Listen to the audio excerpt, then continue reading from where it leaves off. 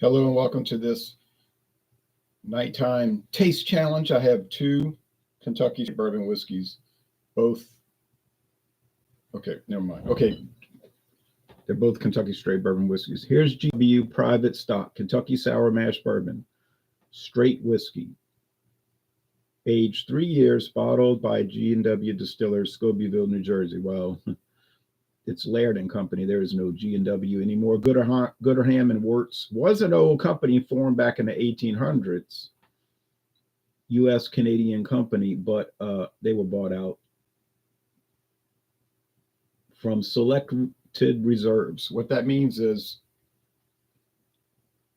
Laird and Company buys this whiskey from some Kentucky distiller. Could be Buffalo Trace, Wild Turkey, Four Roses, Barton 1792 Distillery. Could be Jim Beam, James B. Beam Distilling Company. You know what I'm saying? No, I mean, it could be any of those. They have whiskey auctions in Kentucky where these big distillers have overflow whiskey and they auction it off and people bid on it. And that's probably how that got sourced over to New Jersey where it was bottled. Now, I'll show you the website. Now, it could be Lux Road Distilling, but they don't have much capacity. And a lot of their stuff is sourced even now. Now, here's the G&W website, actually the Laird Company website. That's all they say, private stock. Now, down below, there's an 86 proof, 5-year aged. Most likely the same product, just aged 2 years longer and only brought down to 86 proof instead of all the way down to 80 proof, you see, with water. That's how they bring the proof down, adding water, tap water.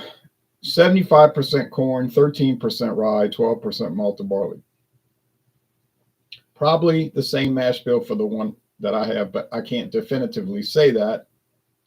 But I doubt they would go to too much trouble for these rather inexpensive. Well, I know G&W was inexpensive. I paid $8 for the liter at a store which is out of business in May, unfortunately. But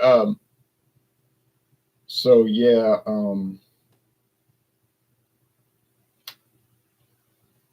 independent bottling is common in Scotland and it's common in the United States, where you got people that don't really make anything, they just bottle it and they buy it from other people. There's a lot of bourbons that Laird Company bottles. Like I said, they don't make it. They make apple brandy. They're famous for apple brandy, and that's what they're showcasing in that photo. But everything else is sourced.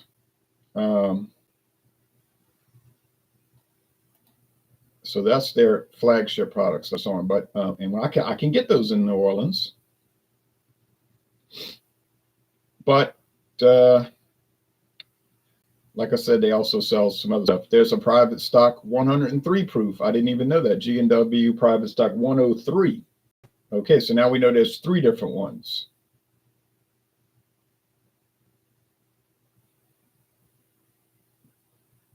$125 at entry. Okay, charcoal filtration, then chill filtered. 75, 13, 12. Yeah, so it's all the same mash bill. Like a Barrister blended Scotch whiskey. No, I haven't seen that. I've seen Barrister's brown sugar cinnamon whiskey or something like that it's called. Yeah. Canadian Gold, yes, I had a bottle of that. It's all gone now, but yes. An old brand, 5-star whiskey. Nah, that's G&W. See, that's their blended whiskey. Maple Pecan Gold, that's the one. Maple Pecan Gold. Yeah, I knew where I remember.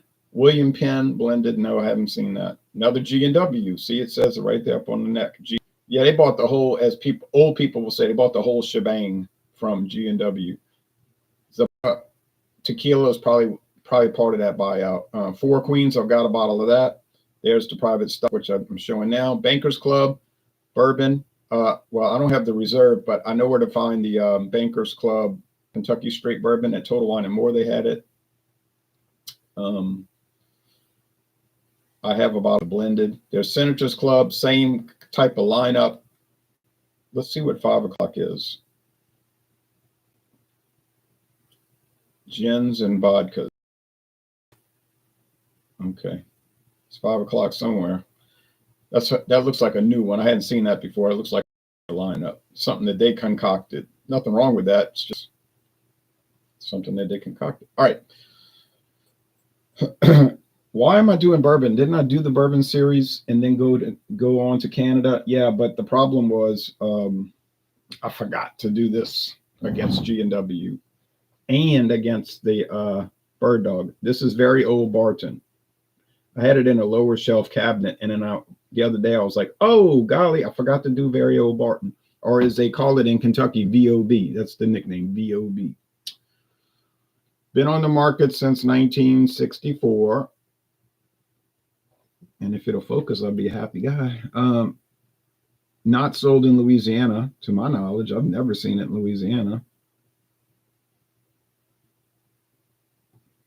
Obviously from the Barton Distillery. Barton 1792 Distillery, which is an old distillery, which has changed names over the years. Crafted. Yeah, well, everything's crafted.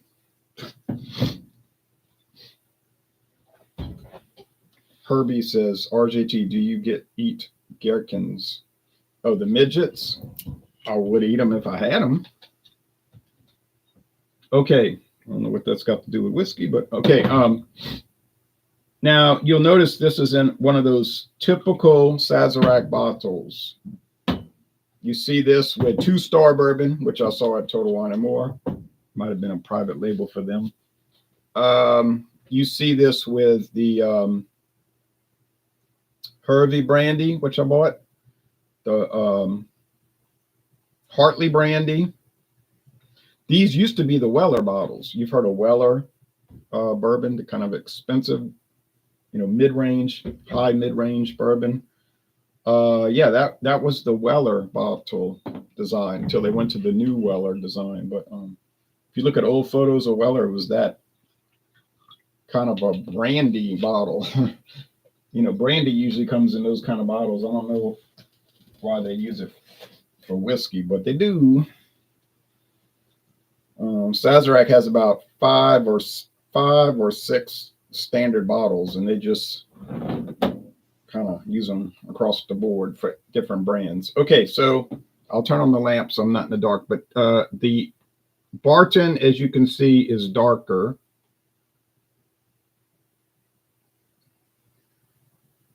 More copper. That is the Barton, right? Good thing I put these labels. Oh. G&W, sorry. And then the Barton is lighter. Okay, so Barton is aged, we don't know. There's no age statement. They used to have the older bottles said 6-year age. Up at the top, it said 86 proof, age 6 years, before Sazerac bought it.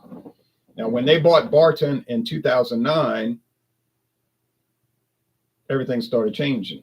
Age statements disappeared.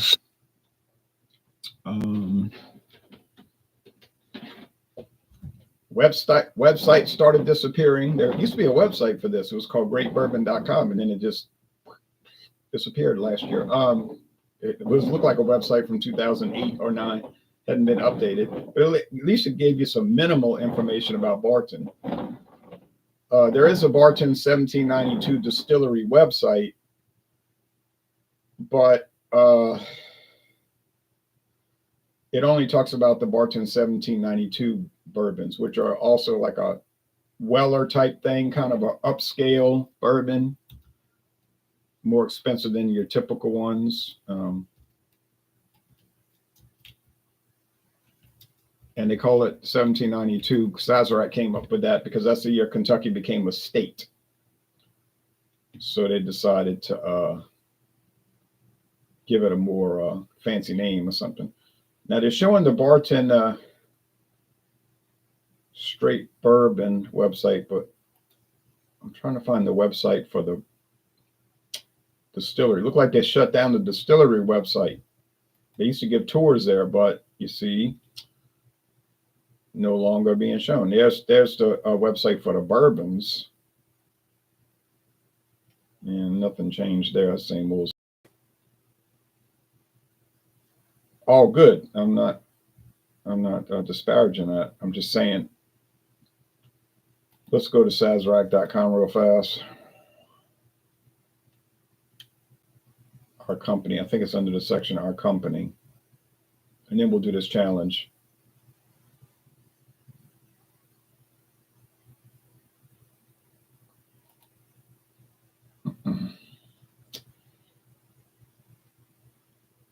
Our world. That's it. Our world. Our distilleries. Sazerac House. Sazerac, France. Buffalo Trace, Kentucky. Old Montreal Distillery, Canada. Barton 1792 Distillery. Yeah, that website's gone. It's just taking you to the brand page. Oh, well, see? Like exactly what I was just saying. You can't take tours there anymore. I don't think they had enough people going there. That was the issue. Of course, the tours were stopped during the scamdemic. But when I went on a tour, there was me and one other guy. That was it. 2 people on the 1030 tour. Same thing happened in Houston, Texas. Anheuser-Busch gave tours. I went on a tour, same time, 10:30, before lunch. Figured that would be a good time. One person on the tour, me. So, I mean, there's no feasibility. If you go to St. Louis, you got to wait. They'll be like, well, the next tour is in an hour, wait. And you wait over there because it's going to get full. You know, they don't do, they might do reservation. If you go to Miller Brewing in Milwaukee in the summer, I don't know about the winter. It may not be too many people visiting in the winter, but it's packed with people. But why give tours? There ain't nobody there. Now, Buffalo Trace is another thing. It's always packed. Overflow, so that you might miss. You got to wait. You know, they have them all day long. They go on for about an hour and a half. Free, but it's free. See, that's the big thing. It doesn't cost anything, or it used to be free. May have changed, but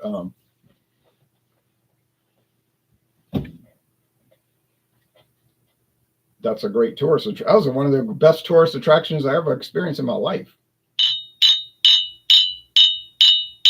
Because A, it was free, and B, it was extremely interesting, you know, and it wasn't rushed like, oh, show you a few things and take you to the gift shop. It wasn't like that. It was like real detailed.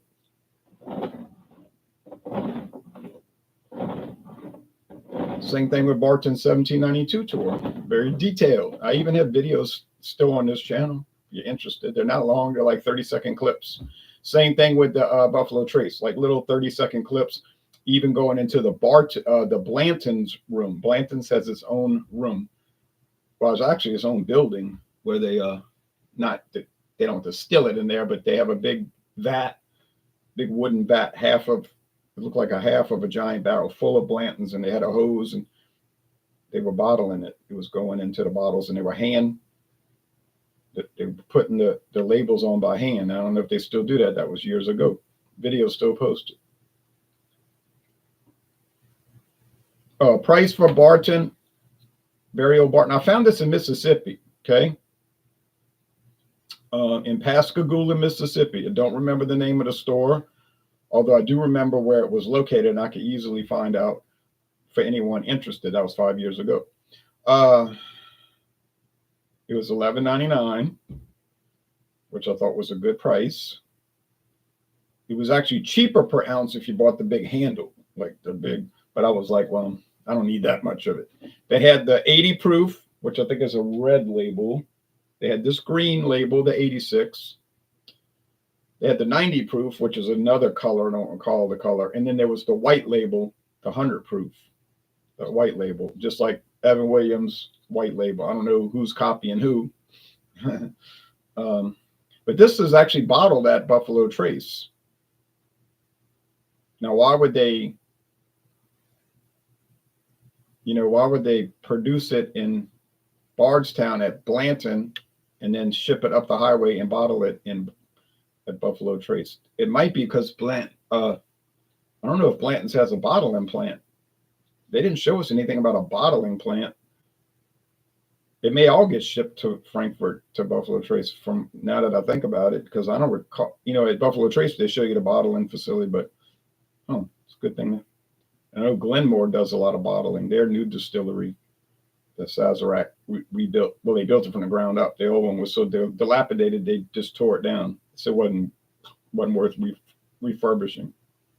It was cheaper just to demolish it and build it from the ground up. Um, I'm thinking the sour mash is going to give it away because of that sourdough bagel. That smells just like corn meal or corn grits or some corn, yellow corn. Wesley Ethheimer says, Morning, Ron. Having some coffee and tea in hopes of waking up. Haha. Yeah, I had coffee, 3 cups already this morning. Um, Aroma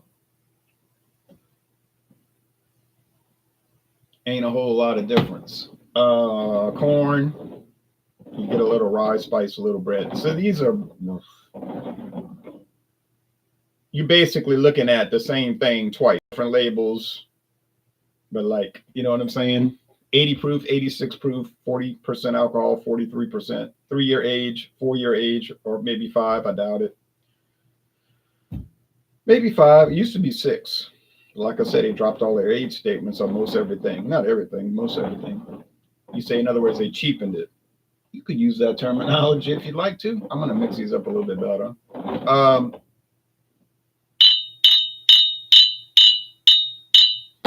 Yeah, they sell a lot of cheap stuff, Sazerac does. I mean, yeah, they're known for their Sazerac rye, which people overpay for. They're known for their Buffalo Trace, their Eagle Rare, their Weller, their E.H. Taylor, and all that stuff. But I think most of their money comes from the cheap stuff.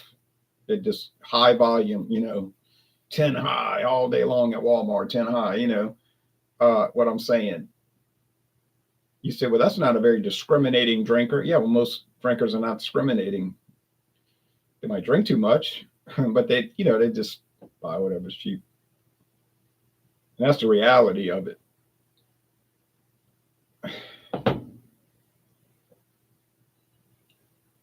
Yeah.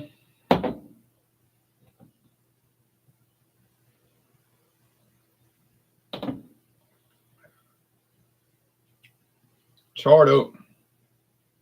Must be a heavy char. Charred oak. Rye, spice, a lot of rye. Sazerac is known for high rye bourbons, and this one is pretty spicy. Ooh, medium body, but almost like high medium, almost into heading toward heavy, and mostly dry finish, but not totally dry. It lingers a little bit, a little sweetness. So a little complicated. You say, that's cheap bourbon, cheap. Yeah, I know, I get that, but it tastes good.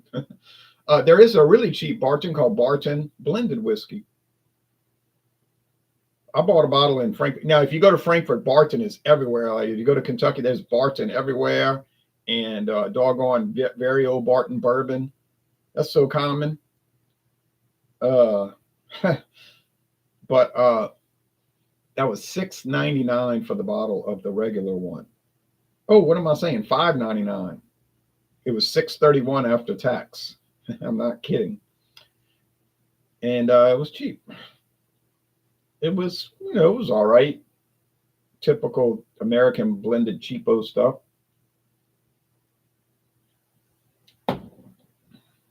Not as good as you'd like, but not nearly as bad as people will claim, when they're exaggerating and being dramatic on the internet. This one over here is a little more plain, a little more bland. But you know what? And it's a little more watery, which means the lower proof, right? And I think I'm getting a little sourdough bagel on it. Uh-oh. I think it's the Gooderham Worts. You ever seen that whiskey called Canadian Limited? It's really common, like in Louisiana. Oh, no, forget that. Although it is common. I'm talking about Canadian Rich and Rare. You ever seen Rich and Rare? That's so common around here. Rich and Rare. It's kind of rich, but it definitely ain't rare. That was a Gooderham Worts brand. Because if you look at old ad, I found an old ad from 1961 showing their whole lineup. You know, it was all a bunch of Canadian and American bourbon whiskeys, and it was like from the Gooderham Worts family of liquor and blah blah. And I said, "Oh look, rich and rare," when they used to have it in the fancy bottle. Now, how did Sazerac wind up with rich and rare, whereas Laird wound up with this one? The question is out there. The answer, I don't know. Do you prefer straight black coffee with sugar? I'd like to switch it up here and there. I usually drink coffee with milk all the time. First, second, and third cup. I put sugar in the first one, but not a whole lot. You know, just a teaspoon. That's it. I see people at work. I don't know how they don't live in a hospital with all the sugar they use in coffee. I'm like, you don't have any regard for your health. You think that's, but you can't tell them anything, you know, so I don't even bother. I just watch it. I'm amazed. Jay, you need a nip of that G&W to wake up, says Tony's Bizarre Adventure. Well, I'm already awake, and I'm about to do that. I drink coffee with cream. I don't use sugar. Yeah, I have friends that drink it black, no coffee or no tea or sugar. But it's up to you, whatever you want to do. And, you know, you got people that like to dictate to others how they're going to tell you how you need to drink coffee. Like, no, you can do it. I don't care how those people at work drink it. They want to load it up with sugar. That's their business. But I'm just amazed that you could drink monstrous amounts of sugar all day and think that's okay. That's and look like half of them at work got to check their sugar all the time. I got to check my sugar. My sugar's high. They on this medicine and stuff, diabetes. And I'm thinking, wonder how that happened.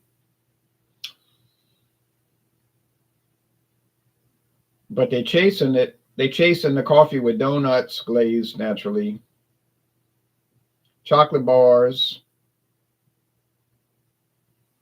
M&Ms, and it doesn't stop. I'm like, is there some kind of sugar sickness in America? I think this is the G and wait a minute.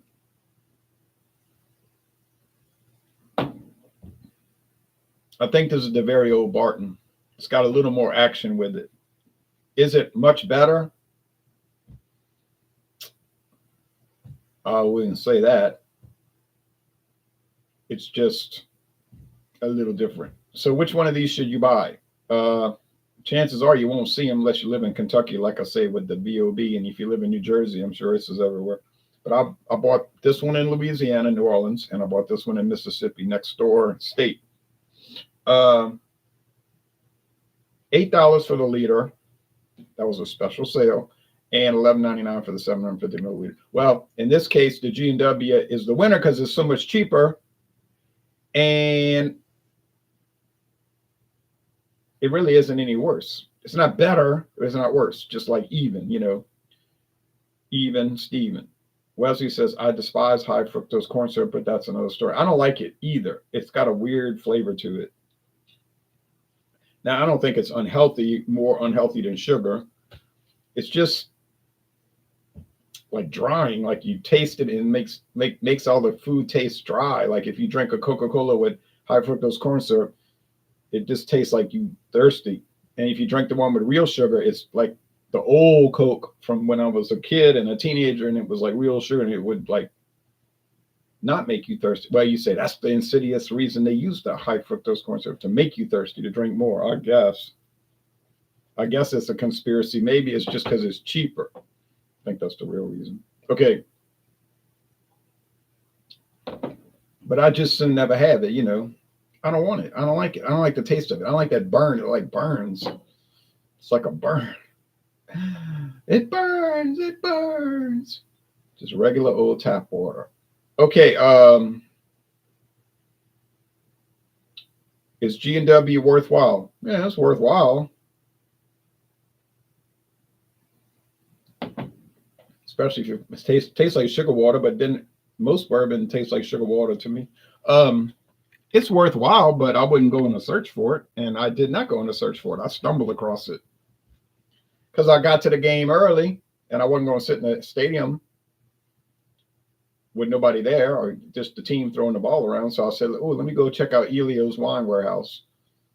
And I'm looking around, same old stuff. And then I saw this at the checkout. It was like a display, $8. I said, I never heard of G&W, that's for sure. I said, it's probably some old brand. This is what I'm saying to myself. It's probably some old brand that a company acquired. As it turns out, it's some old brand that a company acquired. It was actually its own company at one time. I don't think G&W ever had a distillery. I think it was just a company that had stuff made for them. Like Bellows, same thing. Bellows was an office in New York City. Bellows Liquor Company.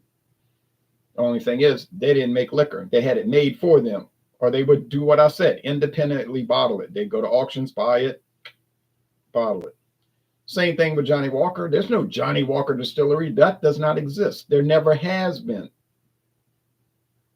You could say, well, they make good whiskey. Now, they don't make anything. They buy it and they blend it. Now, they have a blending facility, which is very, you understand, developed. Now, I think it's all aged beforehand. And they say our stocks. Well, the stocks that they have contracts with, But they, that's where their thing, their Johnny Walker's thing is they blend it. They got blend masters, but I don't think they ever one time in their history made any liquor. Same thing with J&B, Just Irene Brooks. You've seen J&B Scotch. That's one of the best selling ones in the world. But if you look at their website carefully, J&B, Just Irene Brooks, it'll tell you they don't make any. They're a liquor broker. They're a wine and whiskey, but it's not just whiskey. They do other liquor like gin and stuff. But they're a broker. They buy it and they sell it. That's all they do. Same thing in the case of this one. Now, the very old Barton, this is actually made by the company because Barton is a distillery. It's an actual distillery, and it's owned by Cedric. Okay. So there's two ways of doing it. Either way is fine. The main consideration, does it taste good? Yeah, these taste good. Now, if it's nasty, I can see the complaint. Okay, so I would score both of them in the A range, most excellent. You say, that's crazy. You're nuts. You're crazy. You're going crazy. Ain't no $8. First of all, I said that $8 was not the normal price. It's more like about $18. Still cheap for a liter. No matter how you cut it, still cheap bourbon. Still tastes most excellent. The very old Barton is mighty fine. They're both in the A range. And the price is like an A++. Oh, I put them over here and I didn't find out if I could tell them apart. I think this is the very old Barton. It is. Well, it was a little bit stronger, you could tell a little bit higher gravity, more alcohol. All right, so a double victory. I got it correct, and they both taste good. Next time I do bourbon, I'm going to do the very old Barton versus Bird Dog. Now, I don't think Bird Dog bourbon's got a chance. Another source bourbon, by the way, but it's kind of bland. Barton has more character and flavor. So definitely Bird Dog is going to lose. And I'm so happy that I only paid $10 for that full-size bottle of Bird Dog because the regular price was like $20 and I never was looking to buy it in the first place. But when Walmart closed it out for half price, $10, yeah, I bought it. Oh, it's worth $10. But it's kind of shabby, really. It's just bland, You'll see when I do the taste challenge for Friday. Why would you put sugar in your whiskey, Tony?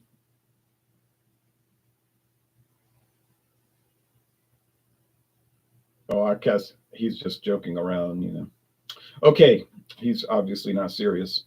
Anyway, thanks for watching, and that's the end of it. The winner, very old Barton, as I expected. No knock against G&W, but very old Barton is higher proof, aged longer, and just tastes better. Okay, thank you.